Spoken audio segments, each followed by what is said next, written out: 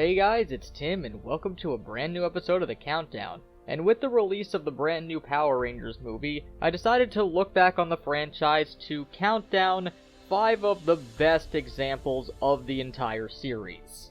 These 5 choices I feel are the best representatives of the series as a whole, but with there being 21 seasons of the show, not counting the super seasons that started when the show started airing on Nickelodeon, there's going to be a lot of options for what could be on this list, but these are just my 5 personal choices. So let's start things off with Power Rangers SPD. In the year 2025, following the mass integration of aliens into Earth's society, Space Patrol Delta, the titular SPD, sets up a base of operations on Earth. SPD basically being an intergalactic police force, and in the series on Earth we follow the B Squad, as the name implies, literal B team of SPD, under the much tighter and more prestigious A Squad. B Squad initially consists of 3 members, each of which having special abilities, and upon becoming Power Rangers on their first mission they're set out to stop 2 Robin Hood-like thieves who also have powers like them, with the 2 thieves eventually joining B Squad as well.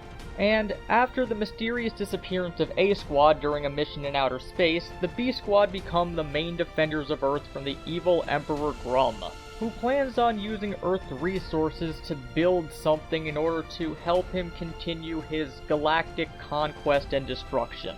Power Rangers SPD works for a number of reasons, one of which being that, though the show is primarily episodic, it's also serial in nature, where events of different episodes will continue the story in small or substantial ways.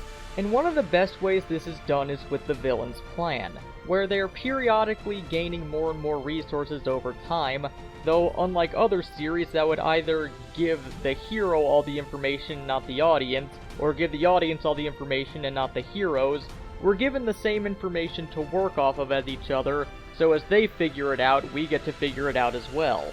Another one of the good aspects of this season is the relationship between Jack the Red Ranger and Sky the Blue Ranger. See, Sky always wanted to be the Red Ranger because his father was a Red Ranger who died in the line of duty and was his hero. Jack, on the other hand, was one of the 2 Robin Hood-like thieves I mentioned earlier, who really didn't want to be a Power Ranger to start off with, and only accepted the power to help save his childhood friend. And while it's never directly said why Jack was chosen to be the leader of the team, it is shown why Sky wasn't, and we get to see his development over the course of the series. This is also the 3rd season that was produced by Disney, and also the 3rd season that had civilian powers. But unlike previous seasons and later seasons that had them, they work here because the powers are more representatives of the characters themselves. Overall, by the sum of its parts, SPD is just a very solid series. But let's go from one future police force to another with Power Rangers Time Force. In the year 3000, Earth has reached a state of utopia where there's barely any crime, and due to genetic engineering, humans are stronger, faster, and smarter than they've ever been.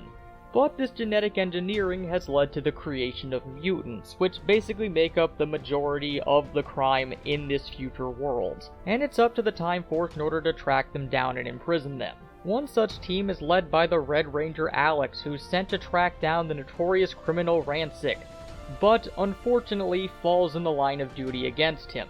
Ransik then uses this opportunity in order to steal the cryo prison where they keep their mutant criminals and escape back to the year 2001.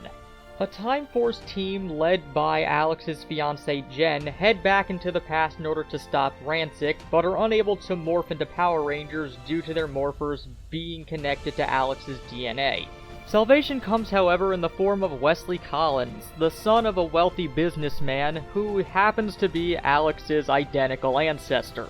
His DNA is close enough to Alex's to unlock the morphers, and they're able to morph into Power Rangers Time Force, who have to face off against Ransik, constantly sending mutant criminals from the future to attack the city in order to eventually take over the world in the past. One of the things Time Force does very well is its theme of predestination versus free will. Basically, since they know how the future will end up, and since they have constant contact with the future, they know how their actions affect what's going to happen. but there's also certain set things that history said are supposed to happen that are being altered due to the Time Force being in the past. Basically what happens is asking the question, will you follow a path that's been set out before you, even if it doesn't feel right at the time, in order to get the future that you know what's going to happen, or will you follow what your heart says is correct, damn the consequences? And this is mostly explored with the character Wes and his relationship to his father, since he is the only one of the main team who's actually from the past. Though another Ranger that's from the past is the 6th Ranger this season, who's one of the best 6th Rangers in the franchise, Eric Myers, the Quantum Ranger. He holds a very interesting place in the franchise since he's one of the very few anti-hero Rangers, where he wasn't evil or even controlled to be evil starting off, but he did oppose the team because he wanted to solve things his own way. We get to learn Eric's deal periodically throughout the series, and it makes him a much more interesting character in the long run. And Time Force is also one of the best acted series in the Power Rangers franchise, due to most of the actors having previous acting credits, and this is mostly shown through the villain Ransik, Wes, Eric, and Jen. But let's shift gears here from a utopic future to a dystopic future, in Power Rangers RPM. Prior to the start of the series, a computer virus, Venjix, goes full Skynet and takes control of machinery around the world in order to basically bring humanity to its knees. Humanity's last vestige of hope lies in the Dome City of Corinth, which is protected by the Rangers Operator series and their mysterious mentor Dr. K. The series really gets in gear, however, when amnesiac Dylan is discovered out in the wasteland by well-meaning bumbler Ziggy, and the two are able to break into the city of Corinth. And though their initial reception is rocky, the two do eventually join the Rangers Operator series, and they all work together in order to take down Venjix once and for all so they can begin to rebuild the world. This series definitely holds an interesting place in the Power Rangers franchise, since at the start of the series, the main villain has already basically won. And while the series does have darker moments, including probably having the most on-screen death of any Power Rangers season, the series still manages to stay true to its Power Rangers roots while still taking a tongue-in-cheek approach to the various things that have become staples of the franchises over time. One thing that this series does really well is that we get to know basically all of our main 5 Rangers this season and who they were before becoming Power Rangers. We get to see who they were before the end of the world and how that helped shape them into who they are today. This includes my favorite character, the Blue Ranger Flynn, who was a fan of comic book superheroes growing up and wanted to implement their style of heroism into the real world, only to be constantly met by rejection due to how cynical the real world actually is. But both fortunately, and obviously unfortunately, when the apocalypse happened, he was able to really shine because the end of the world favors heroes. This is also another very well-acted season of the show, and if you're a fan of Jessica Jones or iZombie, this series has Eka Darville and Rose McIver as the Red and Yellow Rangers respectively. So there's that if you want to see what they were doing before those shows. But let's go from the end of the world to the end of an era, with Power Rangers in space! Following the events of Power Rangers Turbo, where Zordon was kidnapped by the United Alliance of Evil, 4 of the Rangers from Power Rangers Turbo head out into outer space in order to track him down and rescue him. They eventually run into Andros, a solo Red Ranger who is initially hesitant to work with anyone else due to his past, but eventually accepts the 4's help and gives them morphers in order to become the Power Rangers in Space team.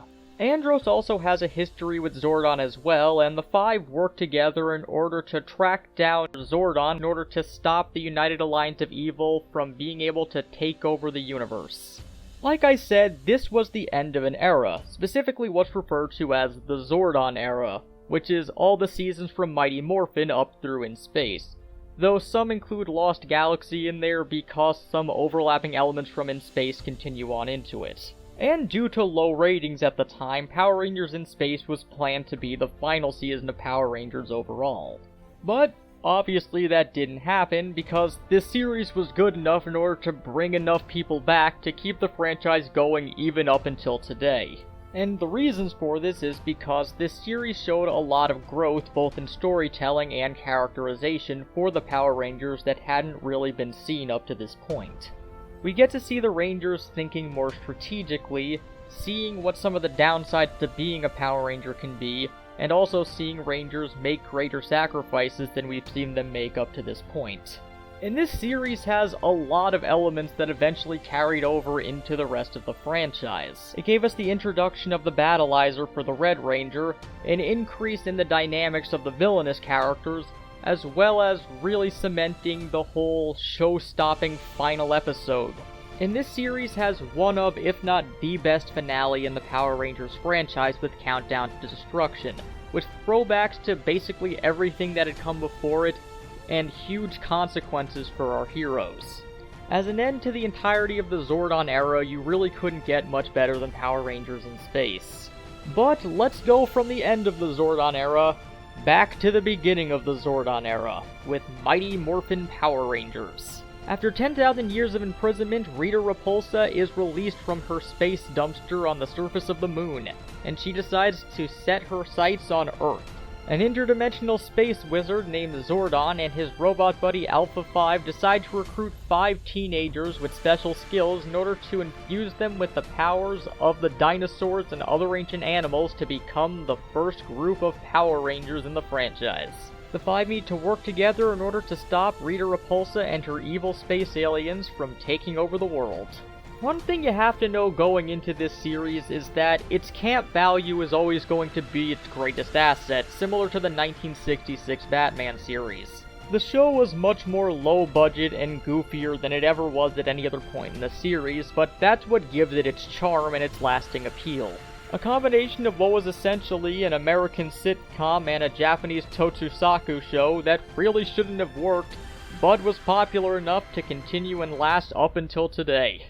And while it's faltered and even taken some breaks over the over 20 years that it's been on TV, this series doesn't show any signs currently of slowing down or stopping anytime soon. And those are 5 Power Rangers seasons that I feel that anybody can watch and enjoy. But what do you guys think? Do you think that there are better seasons out there than these 5? Well, let us know down in the comments, and until next time, this has been Tim from the Hybrid Network, signing out.